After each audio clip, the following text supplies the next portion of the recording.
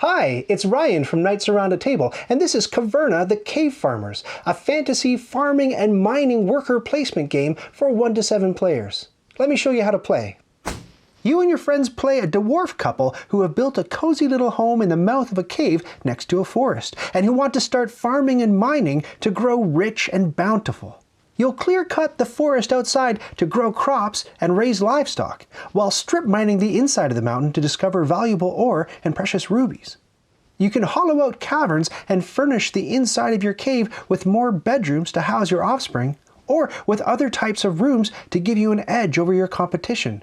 You can even forge powerful weapons that let you lead looting expeditions to bring home more goodies. At the end of the game, you'll lose points for any farm or cave space you didn't use, any animal type you didn't raise, and any family member you didn't feed. But you'll gain points for your animals, rubies, rooms, and crops, all of which you'll liquidate into pure, solid gold! At the end of the game, whichever dwarf has amassed the most gold points wins. Farming and mining. You have to keep 2 plates spinning in Caverna, developing your farmland and your cave system as the years go by, all while keeping your family fed. This is a worker placement game, which means that you start out with 2 dwarfs, who are both perfectly circular like dwarfs should be. And there's a common board of actions where you and your opponents take turns placing your dwarfs and get to do stuff. Each space can only hold 1 dwarf, so all the spaces are first come, first served. It makes sense to show you all the stuff you can put on your farm and how many points it's worth, and then to work backwards to show you how to get all that stuff. You can place a field or a meadow on your farmland, and very often you can place this dual tile that includes both. The very first farm tile you lay down has to go adjacent to the front door of your cave, and then everything else you build has to go adjacent to that as you chop down the forest. Meadows and fields can connect to each other any which way, but they can't go out of bounds, and it may be more advantageous to connect 2 meadows together, as you'll see shortly. If you manage to cover up either of these spaces, you'll find a wild boar roaming through the forest. And if you cover up this water source, you'll get 1 food token to help feed your family. Delicious water. By taking certain actions, you can get crops, either grain or vegetables, and by taking certain other actions, you can plant those crops in your field, which you'll be able to harvest and eat later. The animals in the game include dogs, sheep, donkeys, wild boars, and cattle. With a few exceptions, any livestock you raise have to be fenced in or stabled. So you can build fenced pastures, either single tiles or double tiles, on adjacent meadow spaces, and stables to keep your animals from running away. You can't build pastures on top of forests. Those spaces have to be cleared into meadows first. Nor can you build pastures on fields. Likewise, in your cave, there are 2 types of spaces you can build. Wide open caverns, you start the game with one of these pre-printed on your board, or narrower tunnels. There's a double tile you can place with a cavern and a tunnel on it, and on the other side of that tile, there's a double cavern. You can furnish your caverns into rooms and dig your tunnels into mines. Either ore mines to get ore, or ruby mines to get rubies. Like the farm, your cave tiles have to go adjacent to existing stuff in your cave, and the tiles can't overhang. If you build over this water source, you get 1 food, and 2 food for digging up this one. The remaining resources I haven't mentioned are wood, stone, and gold coins, which you'll get and spend in a variety of ways. So, that's all the stuff. Let's see how many points it gets you at the end of the game. First things first, any unused space on your farm or in your cave loses you 1 point. Then you'll lose 2 points for every type of animal you're missing. And finally, if you had trouble keeping your family fed, you may have had to take 1 or more begging markers, which lose you 3 points each. But on the bright side, you get gold points for all the pastures, mines, and rooms you built. Some rooms even earn you points on top of points, depending on what's going on in your home board. Each member of your family gets you a point, and each individual animal you own is worth a point too. Your vegetables, rubies, and gold coin values are all worth a point each, and your grain tokens are worth half a point each, rounded up. So that's what you're aiming for. Build a bunch of stuff to get a bunch of points, and try to avoid empty farm spaces, missing animals, and begging for food. Now let's take a look at the common board where you'll place your dwarves to get all that stuff. Round anatomy. Here's how a round works. All of these action spaces are available off the jump, and you deal one new action to the first space in round 1. These cards come out in more or less a set order, though there is a little bit of randomization within the stages. Some of these spaces get resources on them that you can claim. The first player gets first pick. That player places a dwarf and does the thing. Then, in clockwise order, everyone else places a dwarf and does the thing. Then, all the dwarfs stay where they are, blocking those spaces, and the first player picks again, placing his or her second dwarf. Then, once more around the table, and you keep going like this until everyone is out of dwarfs. Later in the game, some players may have more dwarfs than others, so those players will get extra turns. But they'll also have the burden of more hungry mouths to feed. Once everyone has placed all their dwarfs, you look at the symbol beneath the current round's card. If it's a green leaf, that means it's harvest time, when you'll be able to reap your crops, feed your family, and breed your livestock. In some rounds there is no harvest, and you'll just have to feed your family a little bit of food, or none at all. And in some rounds, it's a mystery as to whether harvest will happen or not. The harvest state is fixed for the first few rounds of the game, but it's randomized for most of the game using these tokens. We'll take a closer look at harvest later.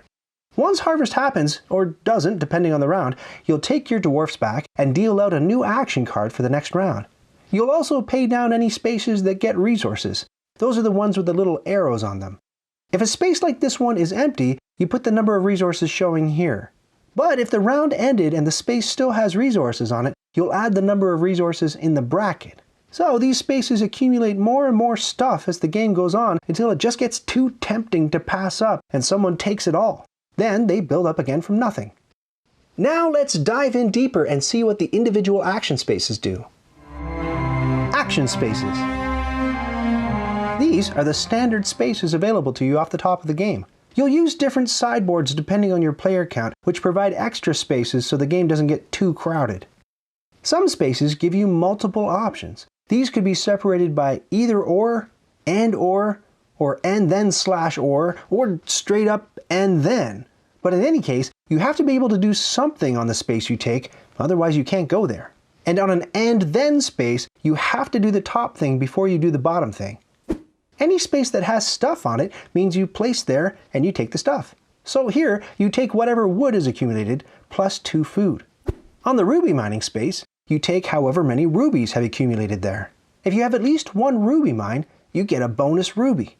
That's not 1 bonus ruby per ruby mine. It's 1 bonus ruby whether you have 1 ruby mine or 5 ruby mines. Rubies get you a point at the end of the game, but they can also act as a sort of wild resource that you can use to buy almost anything else in the game. So pay 1 ruby to get any of these things, including a single meadow, field, or tunnel, pay 2 rubies to dig a single cavern, and pay a ruby and a food to get a cow. We'll deal with this bit later. You can spend your rubies whenever you like, even when it's not your turn, and even during harvest to, say, get a pair of animals just before breeding happens. Or just before you place a dwarf on an action space, maybe to sow a field before planting your crops. If you spend a ruby to build a tile, you have to place that tile right away. In a 2-player game, the ruby mining space doesn't start accumulating rubies until round 3. The housework space gets you a dog and lets you furnish a cavern. You begin the game with 1 empty cavern, and you can dig more as the game goes on. There's a whole pile of rooms you can choose from, loosely grouped into a few different categories. Dwellings that can house extra dwarfs and food. Rooms that let you house more animals and break placement rules, like this one that lets you accommodate 3 cows, or this one that lets you overhang your twin tiles and earn gold coins for doing it. Rooms that get you more resources, like this one that gets you extra rubies for the next 4 rounds. Rooms that help you feed your family, like this one that gets you extra food whenever you eat an animal. And rooms that get you extra gold points by endgame, like this one that awards you points for excess stone, and this one that gets you 8 points if you finish the game without any weapons. The cost of each room is up here, and the number of gold points the room is worth at the end of the game is here. Some rooms have this asterisk, which means they're worth a variable number of points depending on how well you've met certain conditions. Except for these standard dwellings, there's only 1 copy of each room available, so get them while they're hot. I'm definitely not going to go over what each room does, and it's a lot to take in, but I think taking the time to study these rooms and what they all do is key to doing well at Caverna. Once you've built a room on either your pre-printed cavern or one you dig, you can't move it, remove it, or build on top of it. And this rule, like the room, is etched in stone. The slash and burn space lets you place a double field and meadow tile on your farm, following the rules we've already talked about, and or to sow your crops on existing fields. You can sow up to 2 grain tokens and up to 2 vegetable tokens from your personal supply. Place each token in an empty field, and then take 2 more grain from the general supply, or 1 more veggie from the general supply, and place them on top. Hey, free food! The only problem is that your food is technically underground, so it's locked there until harvest time. You can't use the sow action to plant something on top of a crop that's already there. And you can't plant more than 1 crop from your personal supply in a single field. Now let's take a look at the action spaces that get dealt out as the game goes on. These 3 actions come out in a random order in stage 1. The sheep farming space lets you pay 2 wood to fence in one of your meadows and or 4 wood to fence in a double meadow. You can do one or the other, or both, or neither, but you can't build either of these things more than once on this turn. You can only fence in green meadows. You can't fence in a field, or a forest, or an existing pasture, or any space inside your cave. You can also pay 1 stone to build a stable. Stables can go on an uncut forest, on a meadow, or in a pasture. When they're in a pasture, they double the amount of animals that pasture can hold.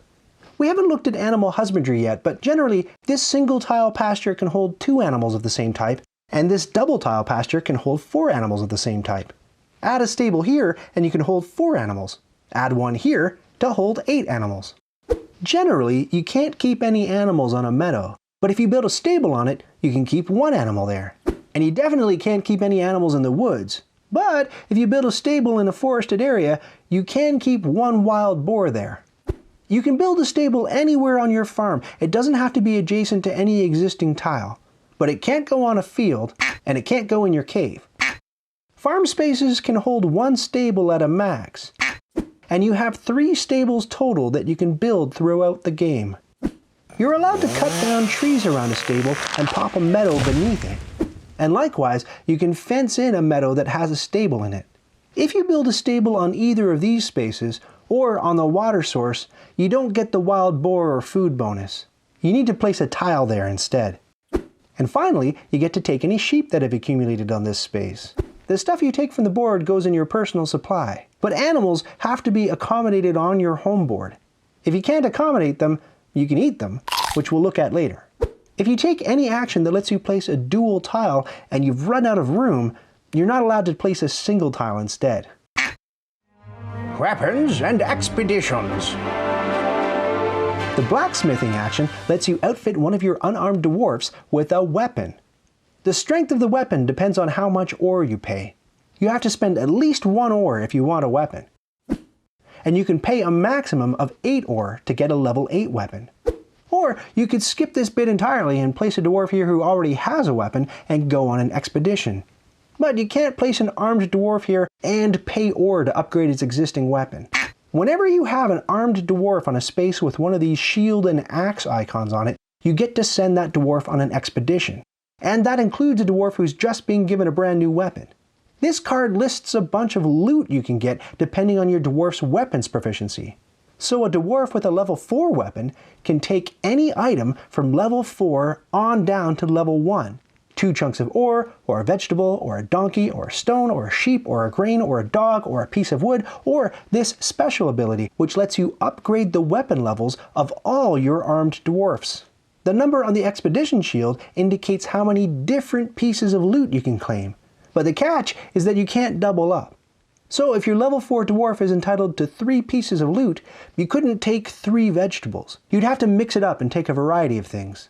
If all you've got is a level 1 dwarf and you take a 3 loot expedition, you'd get 1 dog, 1 piece of wood, and 1 upgrade all weapons action. After an armed dwarf goes on an expedition, it automatically levels up. Keep an incremented weapon chit nearby, and when you finish the expedition, swap its old weapon for the new one. If you claimed the upgrade all weapons loot, then this token should be 2 higher than your dwarf's current weapon. And you should have immediately upgraded any other armed dwarfs you have, wherever they may be. If you send your armed dwarfs on numerous expeditions throughout the game, you'll be entitled to ever more valuable loot, including building cheaper dwellings, adding single tiles to your farm or cave, and at the top level, breeding your farm animals for free. 14 is the highest possible weapon strength. Now there's one catch with armed dwarfs. When you place your dwarfs during the work phase, you have to place your weakest dwarfs first, up to your strongest dwarfs. That means you can't gun for those expedition spaces right out of the gate. You have to work through all your weakling dwarfs first. But remember rubies? If you pay 1 ruby, you can play 1 dwarf out of order. So for 1 ruby, you can place Goring Troll Splitter on any action space before her anemic family members roll out on successive turns. The designer notes in the rulebook that players tend to split along aggressive and peaceful lines. But if you have a group of pacifist players and 1 player goes after a weapon strategy, that player has an advantage. Likewise, if you have a group of players who all pursue an aggressive weapon strategy and 1 player who goes pacifist, then the pacifist player has a good shot at winning. On the ore mine construction space, you can place a double ore mine tile over any 2 adjacent tunnel spaces. And if you do that, you get 3 ore. Or you can go on an expedition for 2 pieces of loot, as long as the dwarf you placed here has a weapon. You can't build ore mines on top of 2 deep dark tunnels, or on top of a mix of deep and shallow tunnels. Stage 2 actions. These 2 action spaces come out randomly in Stage 2, and this important action is in a fixed spot on the common board so that everyone has time to plan for it. The Wish for Children space means you can either make a little dwarf baby or furnish a dwelling in your cave. Note that this is specifically for a dwelling, which means you'd have to have an empty cavern and you'd need to buy one of these orange rooms to fill it. Different dwellings have different perks. They cost different amounts, and they let you house different numbers of dwarfs and sometimes animals. They're also worth a different number of gold points at the end of the game. You can only buy this dwelling if you have 5 dwarfs in your family, and there's only 1 of these, which means that 1 player at a maximum can go up to 6 dwarfs. If you have 1 or more dwellings that has room for a dwarf, you can make a baby. Take one of the dwarf tokens from your personal supply and pop it on top of your existing dwarf to simulate the crushing burden of parenting. When it comes time to reclaim your dwarfs at the end of the round, you'll take both discs back and spread them out in your home. And of course, now you'll get extra turns going forward. On the ruby mine construction space, you can either place a ruby mine on a tunnel, or if you've previously dug an ore mine, it has one of these darker, deep tunnels next to it. If you dig your ruby mine there, well, you get a bonus ruby. The donkey farming space is identical to the sheep farming space, except you get 1 or more donkeys instead of sheep. Stage 3 actions. These cards come out randomly in Stage 3. This one also lets you grow your family and/or sow your crops, and when it comes out, you have to flip the original Wish for Children card to its other side, making that card more powerful. Now it says you can either take 3 gold or build a dwelling and get a baby at the same time. Ore delivery does what it says on the tin. Take the stuff and then get 2 ore for each ore mine that you have in your cave. This powerful exploration only comes out with 3 or more players. Exploration lets you send an armed dwarf on a journey to get 4 different pieces of loot. You're not allowed to place an unarmed dwarf there. Stage 4 actions. These are the final 3 actions that come out randomly in Stage 4. This adventure space lets you pay up to 8 ore to outfit one of your naked dwarfs with a weapon, just like the blacksmithing space we saw earlier. Additionally, or alternatively, you can take a 1 loot expedition and then another 1 loot expedition. Now that's weird though. Why is it split up like that? Well, because it's 2 different expeditions, it means you could double up, taking the same item both times. Ruby delivery gets you X number of rubies, plus a bonus ruby if you have at least 2 ruby mines. And finally, the ore trading space lets you trade in your unused ore for points and food. 2 ore up to 3 times. So the best you can do here is to trade 2, 4, 6 ore for 6 gold and 3 food. Now that you understand the standard action spaces, the additional spaces that are dependent on player count should be self-explanatory. The only ones that might throw you for a loop are these 2, which gets you either a tunnel and cavern tile, or the choice of a tunnel and cavern, or the flip side of that tile, a double cavern, plus whatever stone is on the space. These imitation spaces, which cost different amounts of food at different player counts, allow you to mimic an action someone else took. If you mimic an action space where a player took like a whole pile of wood or something, you don't get to take that same amount of wood. That stuff's already gone. You can't imitate a space that has one of your own dwarfs on it. And in games with multiple imitation spaces, you can't daisy chain them. You can't imitate an imitation space with somebody else's dwarf on it in order to arm's length imitate a space with your own dwarf on it, you sneaky jerk. This weekly market space gets you some gold coins and then lets you spend coins on various items. You can buy as many things as you want as long as they're all unique, and you can spend more than just the number of gold coins you earned by going here. If you overpay, you're allowed to make change. One important space in every game lets you claim the start player marker, and assorted other jazz, which means you'll be going first next round, and play continues clockwise from wherever you're sitting. You're allowed to take this action even if you're already the starting player to protect it from sneaky jerks. And speaking of sneaky jerks, you can't imitate the starting player space. Animal husbandry. We've seen that you can collect animals, and that animals can live on pastures or in stables, or on pastures with stables, and that one stabled pig can live in a forest. But there are a few other exceptions that each animal type brings to the table. These are farm animals. This is not.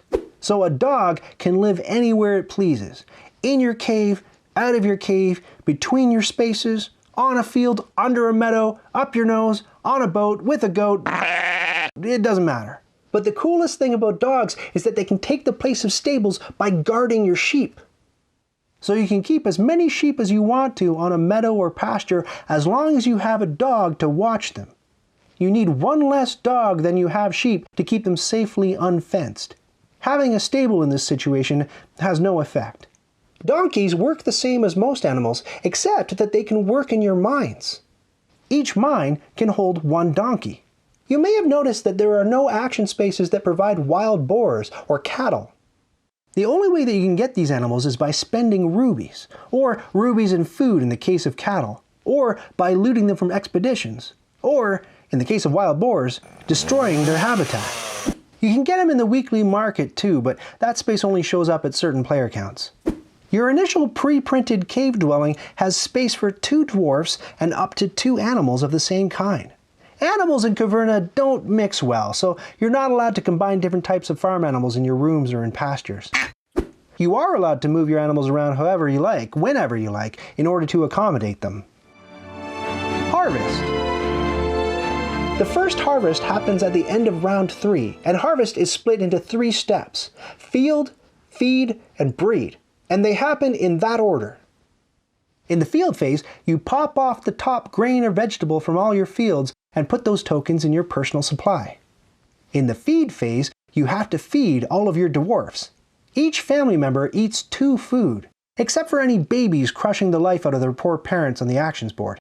They only eat 1 food at harvest time, and that food is probably your soul. If you don't have enough food tokens to feed everybody, you can convert the crops in your supply, not on your fields, but in your supply, and the animals on your home board into food. You can even eat gold if you have to. The food conversion chart is down here. 1 gold isn't enough to buy you any food, and you can't eat your dogs, no matter how delicious they look. 2 gold, a donkey, a sheep, or a grain will convert to 1 food. Cash in 3 gold, a boar, a ruby, or a vegetable for 2 food, and 4 gold, a cow, or a pair of donkeys will buy you 3 food. If, after all that, you still come up short, then for every food token you lack, you have to take 1 begging token, which will cost you 3 points at the end of the game. Short 2 food? Take 2 begging tokens. And in the final harvest step, your animals breed.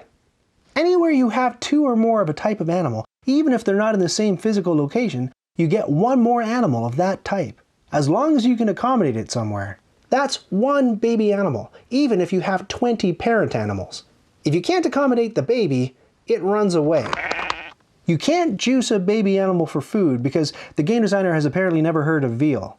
But once you accommodate a baby animal, it immediately grows to adulthood and you can throw it in the sausage grinder to turn it into food. Board game logic. Dogs aren't farm animals, so they don't breed.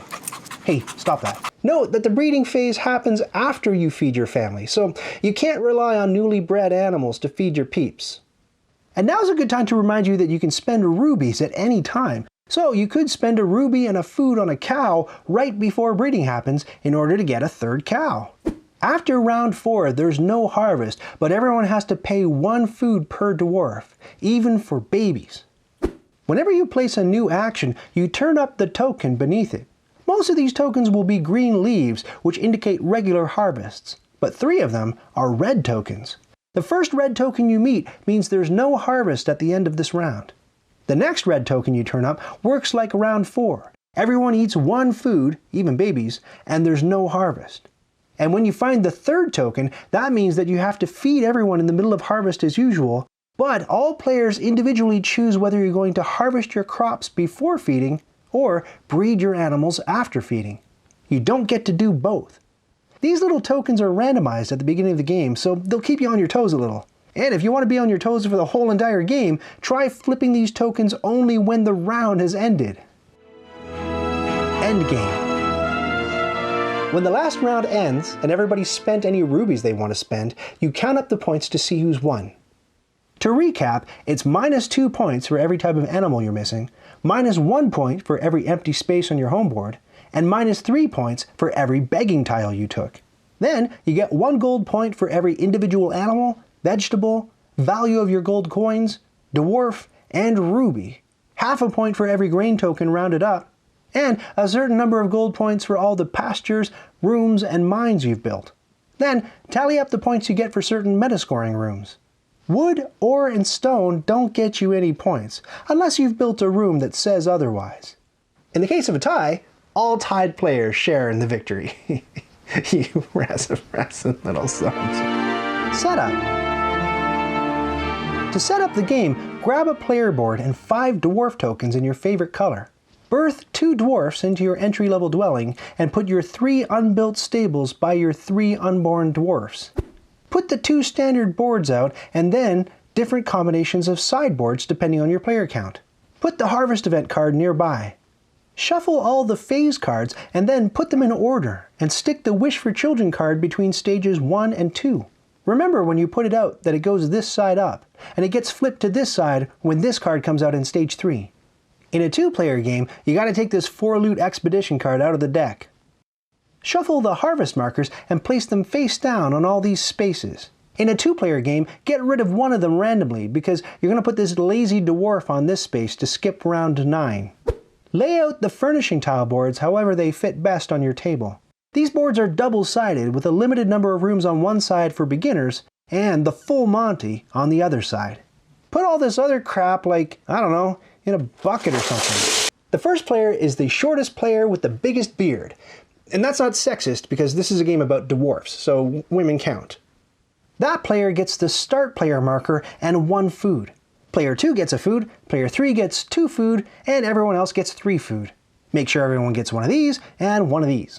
If you're playing solo, set the game up for 2 players and start with 2 food.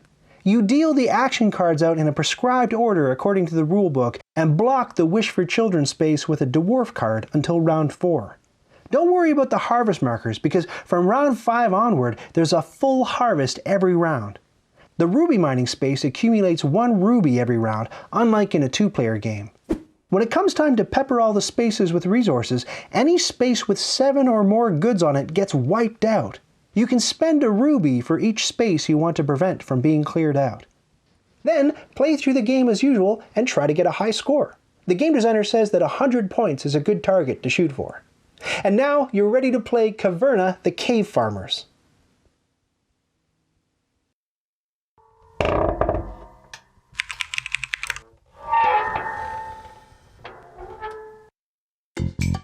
Did you just watch that whole thing? Oh, hey, to 100% this video, click the badge to subscribe and then click the bell to get notifications when I've got new stuff.